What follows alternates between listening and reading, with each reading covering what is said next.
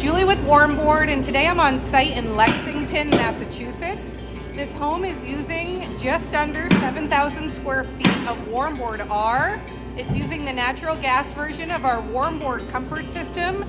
The Warmboard-R panels are installed, the tubing is in, the boiler's on site, and it's going to get hooked up in the next few days here.